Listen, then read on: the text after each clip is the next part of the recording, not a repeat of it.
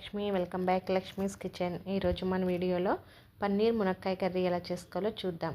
పన్నీర్ కాంబినేషన్లో కర్రీస్ అయితే చాలా బాగుంటాయండి. అసలు పన్నీర్ కర్రీ అంటే ఇష్టం లేని వాళ్ళు ఎవరుంటారు చెప్పండి. పన్నీర్ మటర్ అలాగే పన్నీర్ కాజు కర్రీ కూడా మనం తినే ఉంటాం కదా. ఒకసారి పన్నీర్ మునక్కాయ కర్రీ కాంబినేషన్ అయితే చేసి చూడండి, చాలా బాగుంటుంది. ఆలస్యం చేయకుండా పన్నీర్ మునక్కాయ కర్రీ ఎలా చేసుకోవాలో చూద్దాం. ముందుగా స్టవ్ ఆన్ చేసి ఒక కడాయి పెట్టుకుందాం. పన్నీర్ ముందుగా వేయించుకోవడానికి ఇందులో 1 టేబుల్ స్పూన్ వరకు నెయ్యి అలాగే ఒక 3 టేబుల్ స్పూన్ల ఆయిల్ కూడా వేసుకోవాలండి. ఆయిల్ కొద్దిగా వేడైన తర్వాత పన్నీర్ కొంచెం స్పైసెస్ యాడ్ చేసి ఫ్రై చేసుకుంటే టేస్ట్ చాలా బాగుంటుందండి. ఇందులో కొద్దిగా పసుపు, కారం అలాగే ఒక 1/2 టేబుల్ స్పూన్ వరకు సాల్ట్ వేసుకొని ఈ పన్నీరు ఒక 5 to 7 మినిట్స్ వరకు బాగా ఫ్రై చేసుకోవాలి. ఇలా ఫ్రై అయిన తర్వాత దీనిని పక్కకు తీసేసుకుందాం. ఇప్పుడు ఇదే ఆయిల్లో చిన్నగా కట్ చేసుకున్న ఉల్లిపాయ ముక్కలు అలాగే ఒక 2 పచ్చిమిర్చి వేసుకొని ఫ్రై చేసుకోవాలి. పన్నీర్ ఎప్పుడైనా ఇలా వేయించుకుంటే ఆ ఉప్పు కారం అది పన్నీర్కి పట్టి చాలా టేస్ట్ ఉంటుందండి. ఆనియన్స్ ఫ్రై అవ్వడం కోసం 1 నిమిషం పాటు మూత పెట్టుకొని ఫ్రై చేసుకోవాలి. ఇలా ఫ్రై అయిన తర్వాత ఇప్పుడు ఇందులో మనం ముందుగా కట్ చేసి పెట్టుకున్న ములక్కాయ ముక్కల్ని కూడా వేసుకొని బాగా కలుపుకుందాం. ఇప్పుడు మునక్కాయ ముక్కలు కూడా మూత పెట్టుకొని ఒక 2 మినిట్స్ పాటు మగ్గించుకోవాలండి. ఇప్పుడు ముందుగా ఒక మిక్సీ జార్ తీసుకొని ఇందులో ఒక 2 కట్ చేసుకున్న టమాటోలు అలాగే ఒక 5-6 జీడిపప్పు పలుకులు, ఇందులోనే 1 టేబుల్ స్పూన్ వరకు పుచ్చగింజలు, ఒక 2 టేబుల్ స్పూన్లు కర్డ్ కూడా వేసుకొని మెత్తగా గ్రైండ్ చేసుకోవాలి.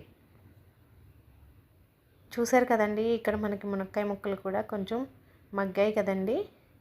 ఇప్పుడు ఇందులో 1 టేబుల్ స్పూన్ వరకు అల్లం వెల్లుల్లి పేస్ట్ వేసుకొని బాగా కలుపుకుందాం. ఇలా అల్లం వెల్లుల్లి పేస్ట్ కూడా ఫ్రై అయిన తర్వాత ఇప్పుడు మనం ముందుగా గ్రైండ్ చేసుకున్న టమాటా కాజు పేస్ట్ని కూడా వేసుకొని బాగా కలుపుకోవాలి. ఇలా కలుపుకున్న తర్వాత ఇప్పుడు దీన్ని మూత పెట్టుకొని ఒక 2 మినిట్స్ పాటు మగ్గించుకుందాం. చూసారు కదండి, ఇలా ఆయిల్ సెపరేట్ అయ్యే వరకు మగ్గించుకోవాలండి. ఇప్పుడు ఇందులో ఒక 1/2 టేబుల్ స్పూన్ వరకు ధనియాల పొడి అలాగే ఒక 1/2 టేబుల్ స్పూన్ వరకు గరం మసాలా, ఇందులోనే ఒక 1 టేబుల్ స్పూన్ వరకు కారం కూడా వేసుకొని మనం ముందుగా వేయించి పెట్టుకున్న పన్నీర్ ఉంది కదండి, పన్నీర్ ముక్కలు కూడా వేసేసుకొని బాగా కలుపుకోవాలి. ఇలా ఒక 2 మినిట్స్ బాగా కలుపుకొని ఇప్పుడు కూరకు సరిపడా వాటర్ వేసుకుందాం. ఇప్పుడు ఇందులో టేస్ట్కి సరిపడా 1 టేబుల్ స్పూన్ వరకు సాల్ట్ వేసుకొని మూత పెట్టుకొని కూర దగ్గర పడే వరకు ఉడికించుకోవాలి. ఈ కర్రీ రైస్లోకి కాదండి, చపాతీ పూరికి కూడా చాలా బాగుంటుంది. ఒకసారి ఈ కాంబినేషన్లో మీరు కూడా ట్రై చేయండి. చూసారు కదండి, కూర అయితే కొంచెం దగ్గర పడింది. ఇప్పుడు 1 నిమిషం పాటు బాగా కలుపుకొని ఇందులో కొద్దిగా కసూరి మేతి వేసుకోవాలి. ఇప్పుడు మంటలో ఫ్లేమ్లో పెట్టుకొని కూర బాగా దగ్గర పడే వరకు ఉడికించుకోవాలి. మన కూర అయితే రెడీ అయిపోయిందండి. గ్రేవీ కన్సిస్టెన్సీలో ఉంటే సరిపోతుంది. ఇప్పుడు చివరిగా కొత్తిమీర వేసుకొని స్టవ్ ఆఫ్ చేసుకుందాం.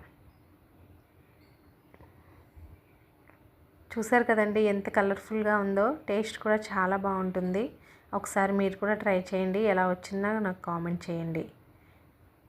ఈ వీడియో కనుక మీకు నచ్చినట్లయితే మన ఛానల్ని లైక్ చేయండి, షేర్ చేయండి, సబ్స్క్రైబ్ చేయండి. అలాగే పక్కనే ఉన్న బెల్ ఐకాన్ని ఆన్లో పెట్టుకోండి. మన వీడియోస్ని మీ ఫ్రెండ్స్ అండ్ ఫ్యామిలీ మెంబర్స్కి షేర్ చేయండి. Thanks for watching.